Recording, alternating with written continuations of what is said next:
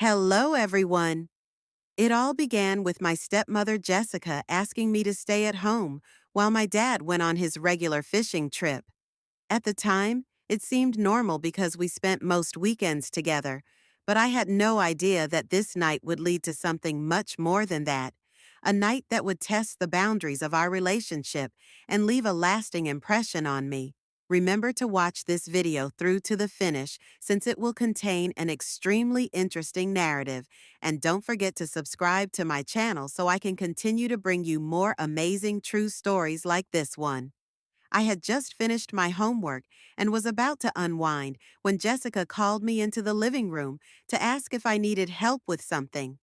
Her voice was soft, almost too casual, and I could tell she was nervous, but I couldn't understand why I hesitated for a moment before answering. Sure, what do you need? The house felt unusually quiet that morning because my dad wasn't there as usual, and the silence felt odd. Come sit down, she said, patting the cushion next to her. I patted her as she asked, not sure what to expect, but curious about what was going on. Jessica usually had a calm demeanor, but today something felt different. She smiled, but her eyes had an intensity that made my heart race. I guess, I muttered, unsure of how to react, and she leaned in slightly, her eyes never leaving mine. No, really, she insisted. You've changed, and I think we both know it. Jessica leaned back, crossed her legs, and looked at me with an intensity I hadn't noticed before. You've grown up so much.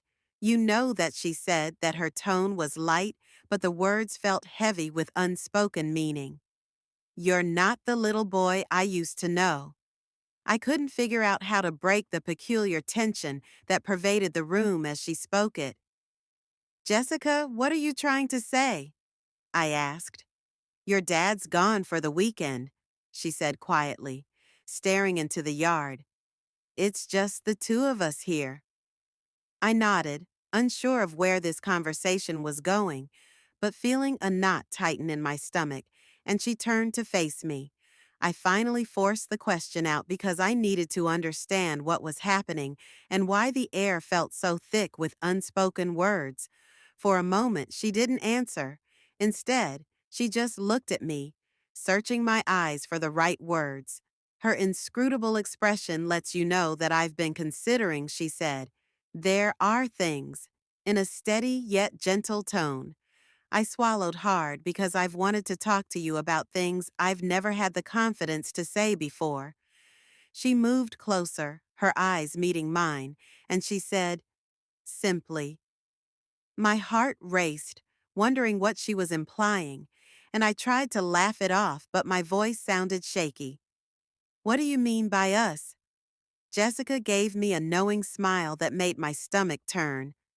You've noticed it too, haven't you? She asked in a low voice, describing how things had changed between us. We're no longer just stepmother and stepson.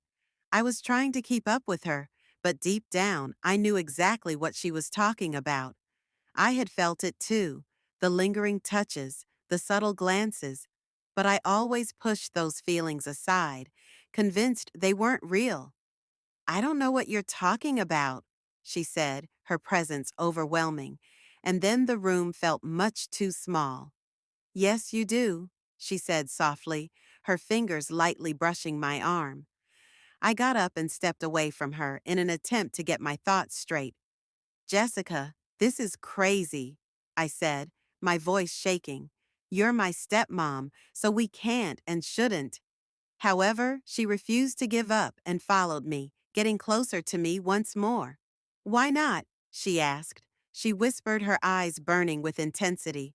We're both adults. We don't have to follow anyone else's rules. I shook my head, trying to resist the pull that was drawing me closer to her. No, this isn't right. I insisted, though. Even as I said the words, I felt my resolve weakening. But what if it is? She countered her hand, reaching out to touch my cheek. The contact sent a jolt through me, and for a moment I was frozen, trapped in the web she was weaving around us. I wanted to say no, to push her away, to run out of the room and forget this ever happened, but I couldn't.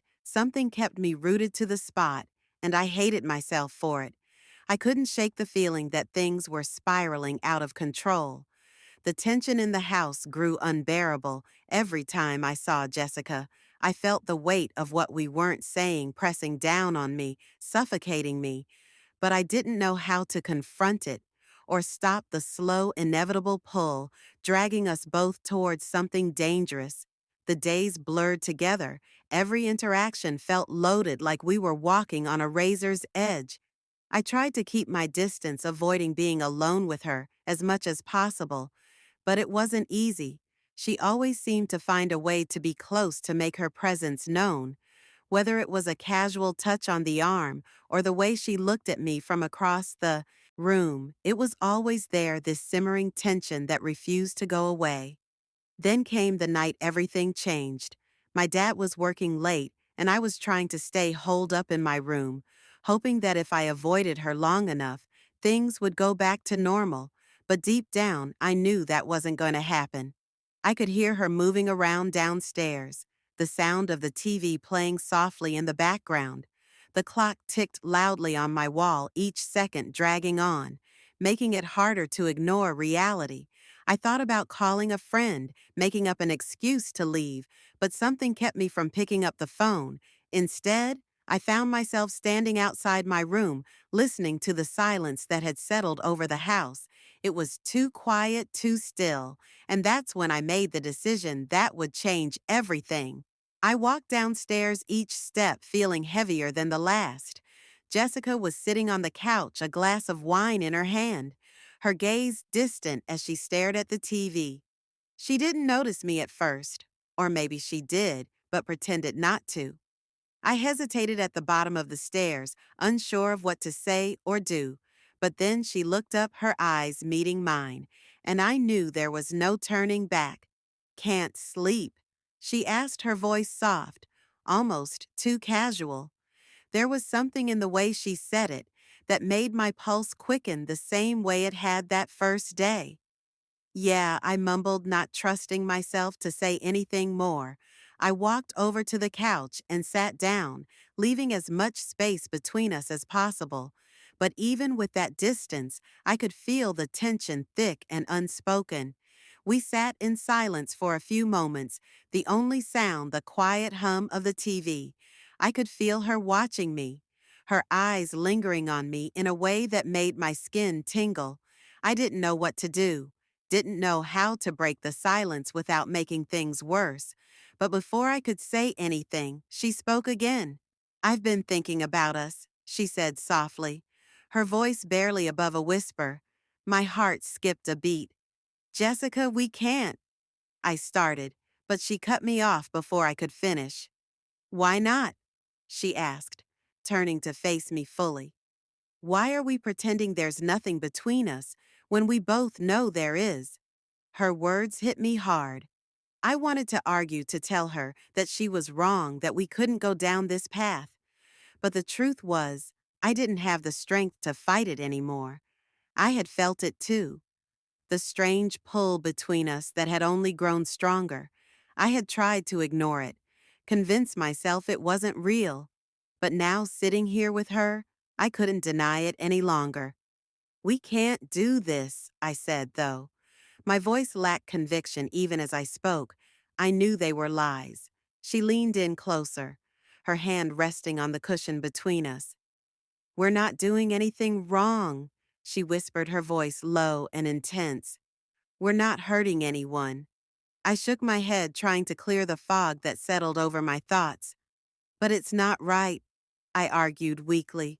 She reached out and placed her hand on mine, her touch sending a rush of electricity through me. "Who decides what's right and what's wrong?" she asked, her gaze never leaving mine.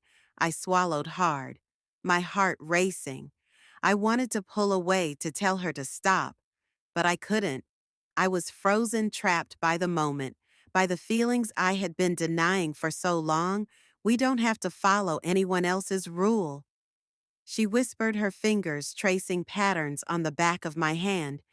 "We can decide for ourselves what's right." I closed my eyes, trying to block out her voice, the feel of her touch. But it was no use. The walls I had built around myself were crumbling, and I didn't know how to stop it before I could say anything, before I could gather the strength to pull away.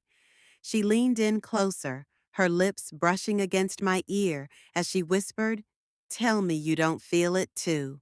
Her words sent a shiver down my spine, and I hated how much my body responded to her, how much I wanted to give in. I opened my mouth to protest, to tell her that this was wrong, that we couldn't do this, but no words came out instead. I found myself turning to face her, my breath catching in my throat as our eyes locked. The moment stretched on the tension between us, growing thicker with each passing second, and then without thinking, without planning, I leaned in and kissed her. It was soft at first, tentative as though we were both testing the waters, unsure of what would happen next. But the kiss quickly deepened the heat between us, rising as we gave into the desire that had been building for so long. My hands found their way to her waist, pulling her closer as her fingers tangled in my hair. The world around us seemed to disappear, leaving only the two of us, lost in the intensity of the moment. I knew it was wrong, knew that we were crossing a line we could never come back from, but I couldn't stop. I didn't want to stop. As the kiss deepened, my mind raced with 1,000 conflicting thoughts. I knew this was dangerous, knew that we were playing with fire, but there was a part of me that didn't care. A part that had wanted this for longer than I was willing to admit. When we finally pulled apart, Both of us were breathing heavily, our faces inches apart. Her eyes were dark, filled with something I couldn't quite name, and I knew that things would never be the same between us. "I've wanted this for so long," she whispered, her breath warm against my skin. "And I know you have too." I didn't respond. I couldn't. The truth was too much for me to handle, too overwhelming. Instead, I just nodded, my heart pounding as the weight of what we had just done settled over me. But even then, I knew it wasn't over. The kiss had only been the beginning. There was more. There would always be more. After that night, everything changed between us. I couldn't look at Jessica the same way. Every time our eyes met, I felt a rush of heat, a reminder of what we'd done, and of the unspoken promise of what might happen again. Days went by in a tense, awkward silence that we both knew was dangerous but dared not openly acknowledge. I tried to avoid her as much as possible, but it was impossible. One afternoon, when my dad was out again, the silence in the house felt unbearable, and I was pacing the living room to divert my attention with the TV. But my thoughts kept returning to her. I hated myself for thinking about it, and the memory of that kiss, the way her lips had felt against mine, the way my heart had raced. It was all too much, and I couldn't stop just when I thought I might go insane. I heard her footsteps behind me and turned to see Jessica standing in the doorway, her expression unreadable for a moment. The tension between us was heavy, and everything remained unsaid. "We need to talk," she said finally, in a low, almost hesitant voice. I nodded, knowing that this conversation was inevitable, even though I wasn't ready for it. Yeah, I agreed. My throat tight, I followed her to the couch and sat down with a sigh, keeping a careful distance from her. My heart was racing, and I couldn't quite meet her eyes. I knew that things had changed. "I don't want you to feel uncomfortable. That's the last thing I want," she said, clasping her hands in her lap. I swallowed hard, my mouth dry, and "I don't know what to feel," she said, hardly raising my voice above a whisper. "This isn't normal, right? We're not supposed to feel this way." The truth was that I didn't know what we were supposed to do, and everything felt wrong, but at the same time there was a part of me that didn't want it to stop. I couldn't explain it, couldn't rationalize it, but the feelings were there, undeniable and real. Jessica looked down at her hand, her expression troubled. "I know," she said it softly, "but it's not something we can just ignore either, can we?" I think about that night all the time, leaning forward a little. She confessed in a voice that was barely awed. The words, "I thought about it too, and it haunted me every waking moment," were stuck in my throat, but I couldn't bring myself to say them. Instead, I just nodded, my heart pounding. Before I could stop myself, I said, "I think about it too." The words were out of my mouth before I could take them back, and once they were spoken, there was no turning back them. There was a long silence between us that was heavy with the weight of everything we weren't saying. I could feel the tension building again, that same dangerous pull that had initially led us down this path. Jessica didn't say anything at first, but the look in her eyes told me everything I needed to know. There was a heat there, a need that mirrored mine, and it scared me but also excited me in a way I couldn't deny. "We can't keep doing this," I said, realizing that there was no turning back now that we had crossed a line and were on the brink of something even more dangerous. She whispered, "I know, but we're already here, aren't we?" The room felt too small, the air too thick, and I wanted to run to put as much distance between us as possible. But I was trapped, not by her, but by my own desires. And the pull between us was too great and overwhelming to resist before I realized what was happening. Her voice was shaky, but even as I said it, I wasn't sure I believed it. For an instant, I thought I might be able to stop it by pulling away and ending this before it went any further. But then her lips were on mine, and all rational thought vanished. The kiss was different this time, not hesitant or unsure, but full of the tension we had been holding back the desire that had been building for so long. I kissed her back without thinking. She leaned in, her face inches from mine, and I could feel her breath on my skin, warm and soft. It wasn't about love or affection. Rather, it was about a desire that was so intense that neither of us could control it. My heart raced, and my mind was a jumble of ideas as my hands gripped the fabric on the couch to keep me grounded. I was unable to comprehend. All I knew was that there was no going back from this moment. When we finally separated, we were both out of breath, our foreheads resting against one another, and the weight of what we had just done hung heavy in the air. Despite this, neither of us moved to break the moment. "We have to stop," I repeated, my voice weak and unconvinced.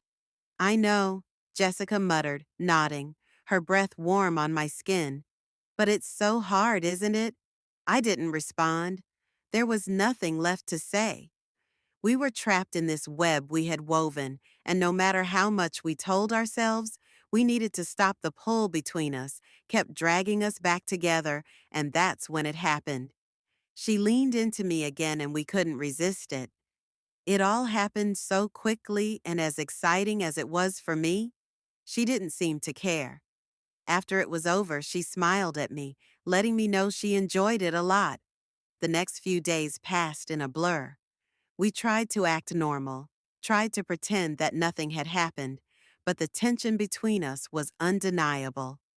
Every time I saw her, I felt that same rush of heat, that same dangerous pull. It was like we were circling each other, waiting for the moment when we would finally give in again, and I knew it was only a matter of time. One evening when my dad was out late for work, I found myself in the kitchen trying to distract myself by making dinner, but the silence in the house was deafening, and I couldn't focus. Every sound seemed to echo, reminding me of the weight of what we were doing. I didn't hear her come in at first, but when I turned around there, she was leaning against the door frame watching me with that same unreadable expression. "Need any help?" she asked, her voice casual, but there was something beneath it that made my pulse quicken. "No, I'm good," I said, though my hands were shaking. She walked over to me, standing too close, her presence overwhelming. "Are you sure?" I swallowed hard. "Trying to study myself?" "Jessica, we can't." I started, but she cut me off. "We don't have to do anything," she said softly, her eyes locked on mine. "But I think we both know where this is going." The words hung between us, heavy and final. I wanted to argue, wanted to tell her she was wrong, but I couldn't because deep down, I knew she was right. We stood there in silence, the space between us shrinking with every passing second, and then before I knew it, she was kissing me again. It was quick, almost fleeting, but it was enough to reignite everything we had been trying to hold back. My heart pounded in my chest, and I knew that this was only the beginning. The weeks that followed were a blur of stolen moments and fleeting glances. It was as though I was living in two different worlds, one where everything seemed normal, and the other where Jessica and I were always on the brink of something we couldn't control. The weight of our secret was heavy, but no matter how much I told myself that it had to stop, we couldn't keep it up. Every time my dad left for work or stayed out late, the tension between us increased, and I would find myself in the same R1 Saturday afternoon. The atmosphere in the house felt particularly heavy. My dad was at a business function and wouldn't return until late, so I could sense the change as soon as I woke up that morning. As the hours passed, I couldn't get rid of the feeling that something was going to happen that we wouldn't be able to return from. Jessica was in the kitchen when I walked in, washing dishes with her back to me, but she must have known I was there because she didn't flinch when I walked in. I walked, "Are you okay?" was not said by either of us. Instead, the booming stillness was filled with everything we weren't saying. I wasn't, and I hadn't been for a long time, but how could I admit that? How could I explain the tempest raging inside of me, the never-ending struggle between good and wrong? I don't know. I eventually said, my voice barely audible. "What's there to talk about?" Jessica approached me and stopped a few feet away. "I've been thinking that maybe we should talk about what's been going on," but she wasn't backing down, and I knew I couldn't avoid it forever. I tensed, not sure I wanted to have this conversation, and she didn't say anything that hadn't already been said with our actions. With a sigh, she rubbed the back of her hand over her brow and said, "I don't know. Maybe we need to figure out where this is going. We can't keep living like this pretending it's not happening." I asked my heart. Jessica shuddered slightly but kept eye contact. I don't know if she admitted it, but I know that we can't keep skirting the issue. She was correct, but I didn't want to hear it. "Where do you think it's going?" I questioned, my voice harder than I wanted. I raked my fingers through my hair, feeling frustrated. "What do you want from me? Do you want me to say that this is all right and that I'm okay with it? Because I'm not okay with any of this?" I didn't snap because I didn't have the answers, not because I was upset with her. She replied softly, "I don't want you to be fine with it. I just want you to be honest with yourself with me." As she moved closer and her countenance softened, her words hit me like a punch to the gut because I knew exactly what she meant. I had been lying to myself for so long, convincing myself that this was just a phase that it would end if we ignored it long enough. But the truth was, I couldn't stop thinking about her. I couldn't stop wanting her. And the more I tried to fight it, the stronger it became.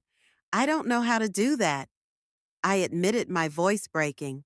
"I don't know how to be honest about this." Jessica reached out her hand, resting gently on my arm. The touch sent a shiver down my spine, and I hated how much I craved it. "It's okay," she whispered, her eyes filled with understanding. "We'll figure it out together." The sincerity in her voice broke something inside me, and before I knew it, I was pulling her closer, kissing her, like it was the only thing keeping me grounded this time. The kiss wasn't rushed or frantic, it was slow and deliberate, as if we were both trying to hold on to something, slipping through our fingers when we finally pulled apart. Her forehead rested against mine, and we stood there in silence, our breaths mingling in the small space between us. I could feel her heartbeat fast and erratic, matching my own. "What are we doing?" I don't know why, but I whispered more to myself than to her. She answered quietly, but I couldn't stop. As the days went by, we became more and more engrossed in whatever it was, and the times we spent together became more intense and frequent until it seemed like the only time I was truly myself was when I was with her. I knew it couldn't last, and I knew that something had to give eventually, but I wasn't ready to face that yet. One evening, however, everything fell apart. I was sitting in the living room with the TV on, but my thoughts were muted because Jessica was upstairs and my dad was supposed to be out late again. But I wasn't paying attention to the time because I was too preoccupied with my own thoughts, and I was too preoccupied to notice the passing of time. The sound of the front door opening startled me out of my reverie, and for a moment I froze, panicking in my chest. I scurried to get up, but before I could react, he was already entering the living room, his eyes searching the room before they fell on me. "Hey," he replied in a casual tone that had an undertone of something I couldn't quite identify. "What are you doing?" He seemed to be unaware of it, or perhaps he was choosing to ignore it, as he sat down on the couch and flipped through the channels as if it were just another typical night. I tried to calm myself and tell myself that everything was fine, but the weight of what we were hiding was suffocating me. I was just watching TV, and I answered in a tight voice to keep the panic from showing. I could feel my heart racing, and the guilt was gnawing at me like a live wire. Jessica came down the stairs a few minutes later, her face carefully neutral, greeting my dad as if nothing was wrong, as if everything was perfectly normal. But I could see the tension in her eyes, the way her hands fidgeted at her sides, and every time my dad spoke, I felt the walls closing in. I couldn't meet Jessica's gaze, and all I could think about was the knot of fear tightening in my chest. I thought we might make it through the evening without any problems, that perhaps we'd manage to maintain the facade for another night. But as we were clearing the table, my dad turned to me, his expression unreadable.